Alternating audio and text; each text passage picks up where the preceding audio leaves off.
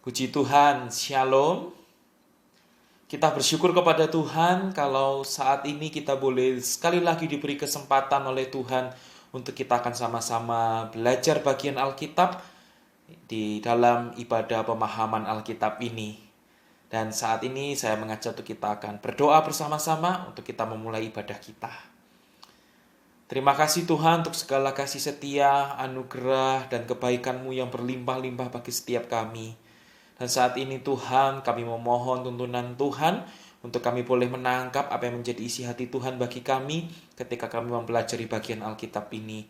Terima kasih Tuhan, dan hanya di dalam nama Tuhan Yesus Kristus kami berdoa. Amin. Bapak, Ibu, Saudara-saudari, bagian Alkitab yang akan kita pelajari saat ini dari Mazmur pasal yang ke-99 dan Mazmur 99. Dan saya akan membacakannya bagi setiap kita. Tuhan Raja yang kudus. Tuhan itu Raja, maka bangsa-bangsa gemetar.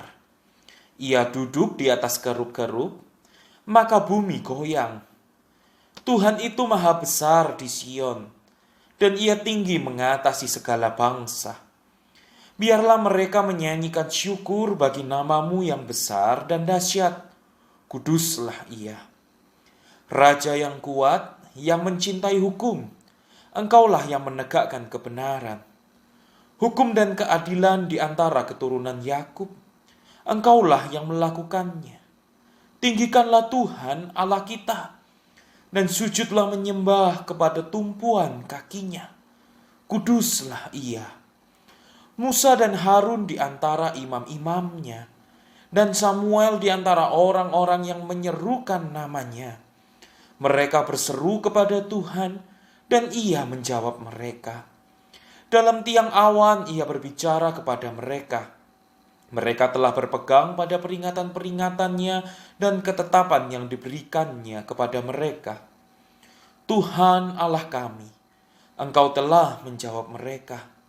Engkau Allah yang mengampuni bagi mereka, tetapi yang membalas perbuatan-perbuatan mereka. Tinggikanlah Tuhan, Allah kita, dan sujudlah menyembah di hadapan gunungnya yang kudus, sebab kuduslah Tuhan, Allah kita. Amin. Bapak, Ibu, Saudara-saudari, bagian Alkitab yang kita pelajari saat ini dari Mazmur pasal yang ke-99 adalah seri Mazmur pengagungan, merayakan Tuhan Allah sebagai Raja. Mazmur pasal yang 99 ini merefleksikan pada kedudukan Tuhan sebagai penguasa atas segala sesuatu. Dia bertahta atas dunia ini. Gambaran dari tahta Tuhan ini memadukan surga dan bumi. Mazmur ini menggambarkan potret tahta Tuhan yang ada baik di surga dan di bait suci Yerusalem. Nanti kita akan melihat bagian ini dari ayat yang pertama sampai dengan ayat yang kelima. Kemudian kita akan melihat pemazmur bagaimana fokus pada tuntunan Tuhan melalui hamba-hambanya dan kehadirannya dalam sejarah Israel. Kita akan melihat dari ayat yang ke-6 hingga sampai dengan ayat yang ke-7. Dan kita akan melihat bagaimana kemudian pemazmur menyimpulkan dengan memanggil Israel untuk menyembah Tuhan di gunung kudusnya, yaitu bait suci di Yerusalem. Itu nanti kita akan melihat di ayat yang ke-8 sampai dengan ayat yang ke-9. Bapak, Ibu, Saudara-saudari, Mazmur pasal yang ke-99 ayat yang pertama sampai ayat yang ketiga. Kita akan melihat bagaimana pemazmur menggambarkan bahwa Tuhan itu adalah Tuhan yang maha kuasa dan dia itu penuh dengan kekudusan. Dia itu adalah penguasa utama dari seluruh dunia. Sebab itu mari kita akan sekarang melihat ayat demi ayat dari ayat yang pertama sampai dengan ayat yang ketiga. Di ayat yang pertama kita melihat adanya kesejajaran padanan dan kesejajaran melengkapi. Dikatakan Tuhan itu Raja, maka bangsa-bangsa gemetar. ia duduk di atas kerub-kerub, maka bumi goyang. Ada kepadanan dan ada saling melengkapi. Tuhan itu raja, dilengkapi dengan kalimat, maka bangsa-bangsa gemetar. Ia duduk di atas kerub-kerub, dilengkapi dengan, maka bumi goyang. Tuhan itu raja, maka bangsa-bangsa gemetar, itu sepadan dengan ia duduk di atas kerub-kerub, maka bumi goyang. Tuhan itu raja. Hal ini menekankan pemerintahan Tuhan atas bumi ini. Dan dikatakan ia duduk di atas kerub-kerub. Kerub-kerub yang dimaksud kita tahu, yaitu adalah kerub emas pada tabut perjanjian. Kalau kita melihat dalam tabut perjanjian, seperti ada dua malaikat ya di atasnya, itulah kerub-kerub. Hal ini menunjukkan kekuasaan Tuhan, bahwa dia benar-benar raja yang sampai membuat bangsa-bangsa itu gemetar, dan bahkan dia itu berkuasa di atas tabut perjanjian. Kemudian ayat yang kedua kita melihat adanya kesejajaran melengkapi.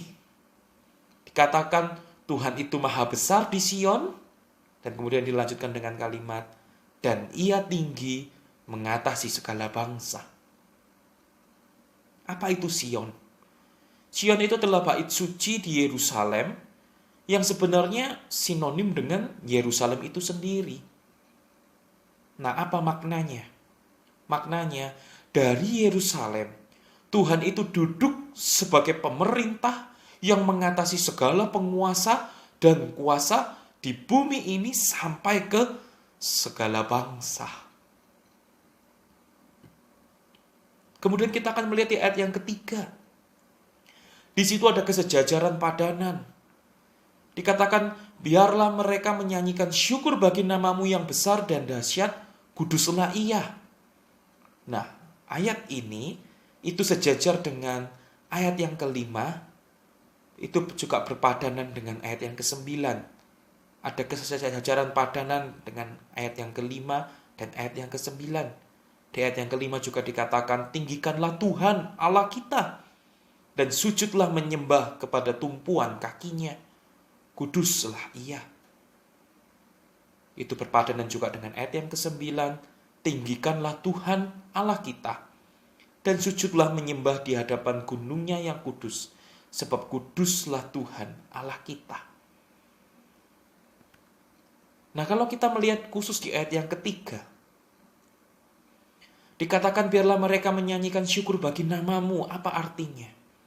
Kata namamu ini menunjukkan adanya sebuah keakraban dengan nama Tuhan. Hal ini menekankan adanya pengetahuan yang mendalam tentang Tuhan. Sebab itu segala bangsa diminta untuk menyanyikan syukur bagi Tuhan karena mereka mengenal Tuhan, karena mereka memiliki pengetahuan yang mendalam tentang Tuhan. Dan dikatakan kuduslah ia. Ini yang kita tadi sudah melihat, bahwa ini diulangi di ayat yang kelima dan ayat yang kesembilan. Kemurnian karakter Tuhan itu membentuk dasar dari kekudusan Tuhan. Setelah kita melihat dari ayat yang pertama sampai dengan ayat yang ketiga, bagaimana Tuhan adalah Tuhan yang pemerintah atas langit dan bumi. Dia adalah raja yang pemerintahannya, kekudusannya itu meliputi dari Yerusalem terus menyebar sampai ke seluruh bumi, sampai ke segala bangsa. Nah, di ayat yang keempat sampai ayat yang kelima, kita akan melihat bagaimana pemazmur menggambarkan kekudusan dan kekuatan Tuhan. Itu berdasarkan keadilannya, bahwa dia mendatangkan kebenaran. Mari kita akan melihat ayat demi ayat dari ayat yang keempat sampai dengan ayat yang kelima ini. Ayat yang keempat kita melihat adanya kesejajaran padanan. Di situ dikatakan, raja yang kuat, yang mencintai hukum, engkaulah yang menegakkan kebenaran. Nah, hal ini sepadan dengan kalimat berikutnya, hukum dan keadilan di antara keturunan Yakub, engkaulah yang melakukannya. Nah, kata raja yang kuat, yang mencintai hukum, Hal ini menunjuk bahwa Tuhan memerintah. Tadi kita sudah melihat bahwa pemerintahnya itu dari Yerusalem sampai ke ujung bumi, segala bangsa. Nah, Tuhan tuh memerintah itu dengan adil dan tidak hanya bergantung pada kekuasaannya saja. Artinya Tuhan tidak semena-mena karena dia berkuasa, lalu dia tidak adil. Tidak. Tetapi karena dia penuh kuasa, namun dia juga memerintah dengan adil. Dan bahkan dikatakan di situ bahwa engkaulah yang menegakkan kebenaran. Di ayat yang keempat ini. Apa itu kebenaran? Artinya penghakiman Tuhan itu ditandai dengan adanya keadilan dan integritas. Itu berdasarkan karakter Tuhan. Sebab itu diulangi lagi dengan kalimat berikutnya, hukum dan keadilan di antara keturunan Yakub. Siapa Yakub? Yakub itu di sini mengacu akhirnya pada bangsa Israel. Mengapa? Karena nama Yakub diubah oleh Allah menjadi Israel, itu di dalam Kejadian 32 ayat yang ke-28. Mari kita baca firman Tuhan ini sama-sama. Kejadian 32 ayat yang ke-28. Kejadian pasal yang ke-32 ayat yang ke-28 berkata seperti demikian. Lalu kata orang itu, yaitu Tuhan, namamu tidak akan disebutkan lagi Yakub, tetapi Israel, sebab engkau telah bergumul melawan Allah dan manusia dan engkau menang. Nama Yakub diubah menjadi Israel. Dan kita tahu bahwa kemudian Israel ini memiliki anak-anak, Yakub memiliki anak-anak. Dan itu menjadi kaum Israel. Nah, hukum dan keadilan di antara keturunan Yakub artinya pemazmur menggunakan keadilan dan kebenaran yang sudah Tuhan bawa ke Israel itu, ke kaum Israel, ke bangsa Israel itu. Sekarang itu menjadi sebuah dukungan. Mengapa setiap orang dari segala bangsa harus memuji Tuhan? Yang sudah pemazmur sebutkan di ayat yang ketiga tadi. Bahwa segala bangsa sepatutnya menaikkan syukur kepada Tuhan karena adanya keadilan dan kebenaran yang sudah Tuhan bawa ke bangsa Israel. Nah, sekarang kita melihat di ayat yang kelima. Kita menemukan, kita tahu tadi sudah kita baca sama-sama bahwa itu ada kesejajaran padanan dengan ayat yang ketiga dan ayat yang kesembilan. Nah, di ayat yang kelima dikatakan, tinggikanlah Tuhan Allah kita dan sujudlah menyembah kepada tumpuan kakinya. Kuduslah ia. Tuhan Allah kita. Nah, kalau kita melihat kata ini, menarik karena Tuhan secara khusus disebut sampai 3 kali sebagai Allah Israel. Kita melihat di ayat yang ke-8 dan juga di ayat yang ke-9. Mari kita lihat sama-sama di Mazmur 99 ini. Di ayat yang ke-8 dan ayat yang ke-9. Tuhan Allah kami. Engkau telah menjawab mereka, Engkau Allah yang mengampuni bagi mereka, tetapi yang membalas perbuatan-perbuatan mereka. Ayat yang ke-9, tinggikanlah Tuhan Allah kita, dan sujudlah menyembah di hadapan gunungnya yang kudus, sebab kuduslah Tuhan Allah kita. Hal ini menunjukkan 3 kali betapa pentingnya bahwa Tuhan itu adalah Allah Israel, sujudlah menyembah kepadanya. Nah, kata sujudlah menyembah, jadi jelas arahnya harus ditujukan kepada Tuhan Allah Israel, bukan yang lain. Nah, sujudlah menyembah. Hal ini menekankan untuk memiliki ibadah yang sejati. Nah, itu dibutuhkan kerendahan hati. Untuk orang segala bangsa mau sujud menyembah, harus memiliki kerendahan hati. Baru di situ akan memiliki ibadah yang sejati. Bahkan dikatakan, sujudlah menyembah kepada tumpuan kakinya. Di ayat yang kelima ini. Nah, tumpuan kakinya itu bisa mengacu kepada 3 hal. Hal ini bisa mengacu pada bumi. Itu seperti kita melihat di Yesaya 66 ayat yang pertama. Mari kita buka Alkitab kita sama-sama. Yesaya pasal yang ke-66 ayat yang pertama. Dikatakan, beginilah firman Tuhan, langit adalah tahtaku dan bumi adalah tumpuan kakiku. Rumah apakah yang akan kamu dirikan bagiku, dan tempat apakah yang akan menjadi perhentianku? Jadi yang pertama, tumpuan kaki itu bisa mengacu kepada bumi. Namun juga yang kedua, juga bisa mengacu pada secara khusus tabut perjanjian. Mari kita buka Alkitab kita dalam 1 Tawarikh 28 ayat yang kedua. Mari kita buka Alkitab kita sama-sama dalam 1 Tawarikh pasal yang ke-28 ayat yang kedua. Dikatakan, lalu berdirilah Raja Daud dan berkata, dengarlah, hai saudara-saudaraku dan bangsaku, aku bermaksud hendak mendirikan rumah perhentian untuk tabut perjanjian Tuhan dan untuk tumpuan kaki Allah kita. Juga aku telah membuat persediaan untuk mendirikannya. Nah, tetapi selain menunjuk kepada bumi dan tabut perjanjian, tumpuan kaki Tuhan itu juga mengacu kepada Sion, bait suci di Yerusalem. Nah, mari kita contohnya melihat dalam Ratapan 2 ayat yang pertama. Mari kita buka Alkitab kita dari Ratapan 2 ayat yang pertama berkata seperti ini. Ah, betapa Tuhan menyelubungi putri Sion dengan awan dalam murkanya. Keagungan Israel dilemparkannya dari langit ke bumi, tak diingatnya akan tumpuan kakinya tatkala ia murka. Jadi menyelubungi putri Sion itu sejajar dengan sinonim dengan tumpuan kakinya. Nah, Bapak Ibu saudara-saudari, namun di dalam bagian teks yang kita baca ini, bagian Alkitab ini, tumpuan kakinya secara khusus itu mengacu pada bait suci di Yerusalem. Nah, itu kita bisa melihat di ayat yang ke-9 dari Mazmur pasal yang ke-99 ini. Mazmur pasal yang ke-99 ini. Kita lihat ayat yang ke-9. Seperti yang tadi kita sudah melihat bahwa ayat 5 sejajar dengan ayat 3 dan juga ayat yang ke-9. Dikatakan di ayat yang ke-9, tinggikanlah Tuhan Allah kita dan sujudlah menyembah di hadapan gunungnya yang kudus. Menunjuk kepada bait suci di Yerusalem.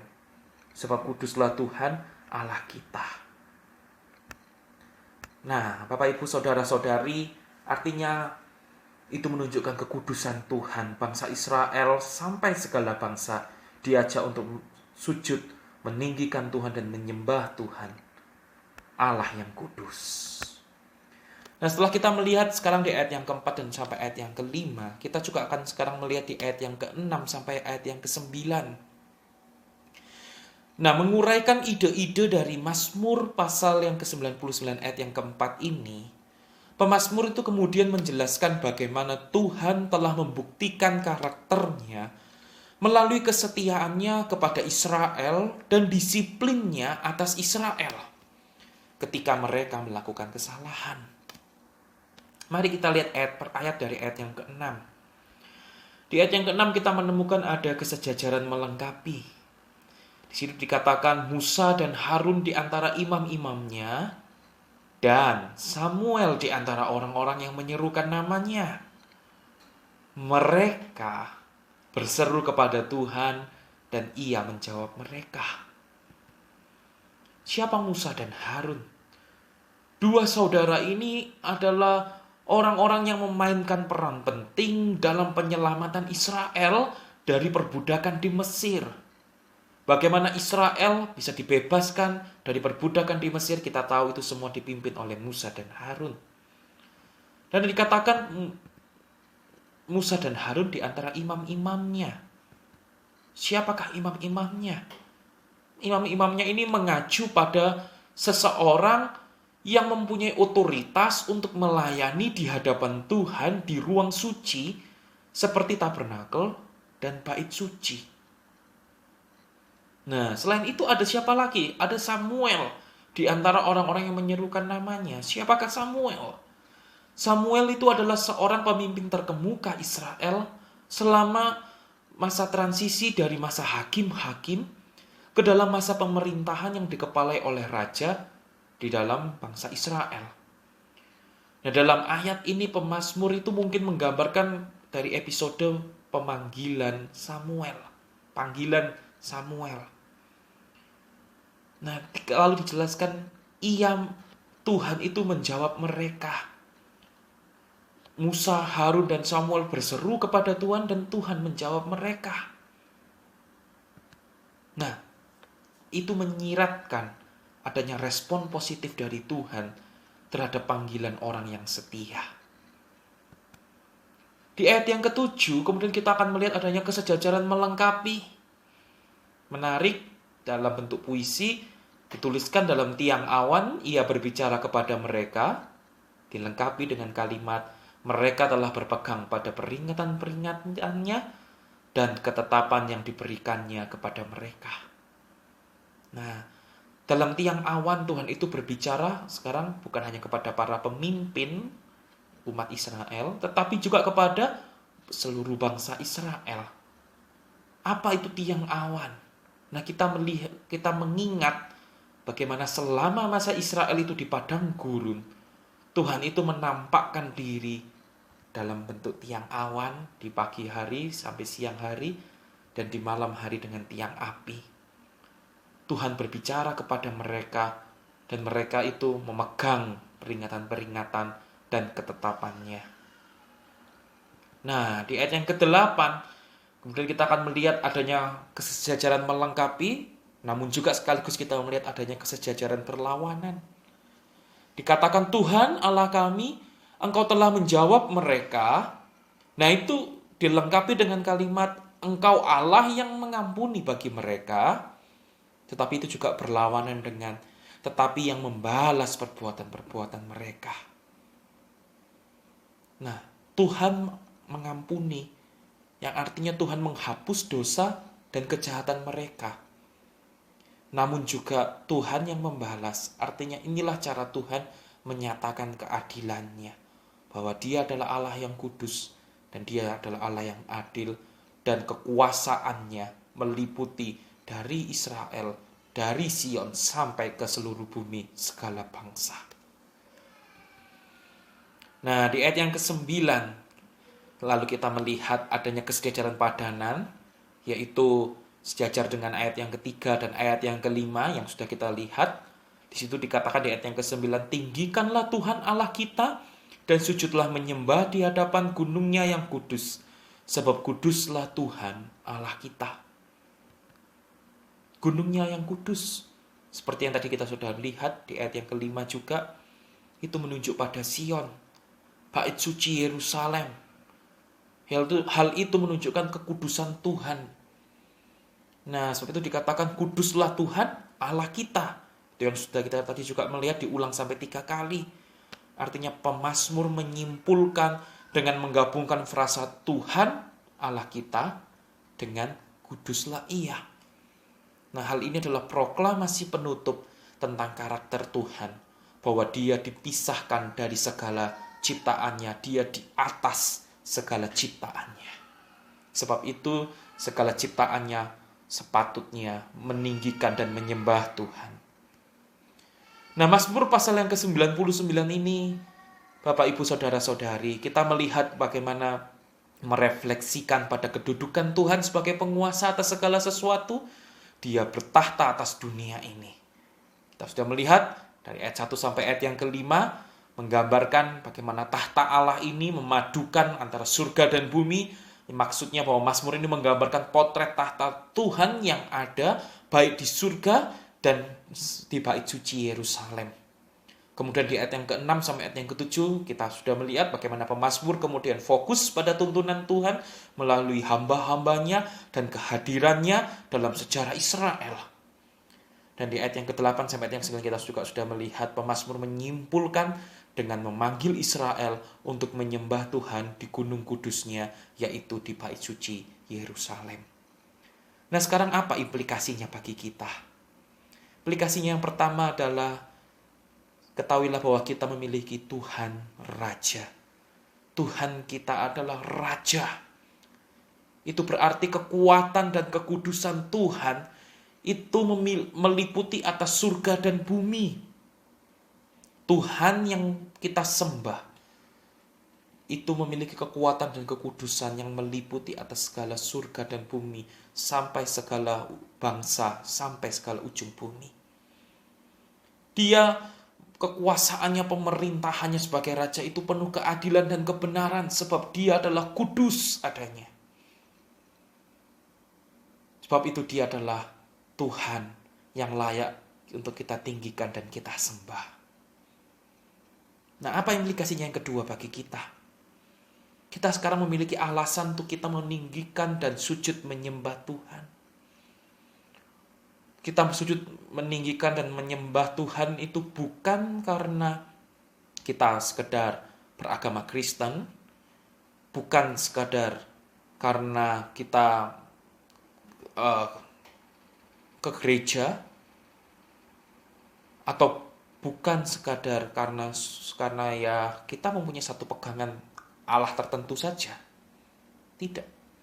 Tetapi kita meninggikan dan sujud menyembah kepada Tuhan karena memang dia adalah raja yang sejati. Dia satu-satunya raja yang sejati, yang kekuatan dan kekudusannya itu meliputi surga dan bumi. Tidak ada Allah lain selain dia, Tuhan kita. Nah, lagi kemudian apa implikasinya bagi kita? Yang ketiga, kita akan menemukan makna ibadah. Apa itu makna ibadah? Yang pertama yang bisa kita pelajari, mari kita meninggikan dan menyembah Tuhan karena dia itu raja. Bukan sekadar karena musiknya sesuai dengan selera kita, lagunya yang dinyanyikan di dalam ibadah sesuai dengan selera kita, dan lain sebagainya, yang menentukan kita sujud menyembah Tuhan atau tidak, mau meninggikan Tuhan atau tidak. Tetapi kita meninggikan dan menyembah Tuhan karena memang dia adalah raja atas segala surga dan bumi yang memang layak disembah. Dan makna ibadah berikutnya, mari kita melakukan firman Tuhan. Setiap pemberitaan firman Tuhan yang diberitakan di mimbar-mimbar ketika kita mendengarkan firman Tuhan dalam ibadah, mari kita lakukan itu, sehingga hidup kita bisa sesuai dengan keadilan dan kebenaran Tuhan. Artinya kita hidup dalam pemerintahan Tuhan kita. Nah, sebagai penutup, Bapak Ibu Saudara-saudari, mari setiap kita dari segala bangsa, mari kita meninggikan dan menyembah Tuhan, sebab dia adalah raja yang kekudusan dan kekuatannya meliputi seluruh surga dan bumi. Amin. Mari kita satu di dalam doa. Tuhan, terima kasih karena Engkau sekali lagi mengingatkan kami bahwa Engkau adalah Tuhan yang kekudusan dan kekuatan-Mu meliputi surga dan bumi.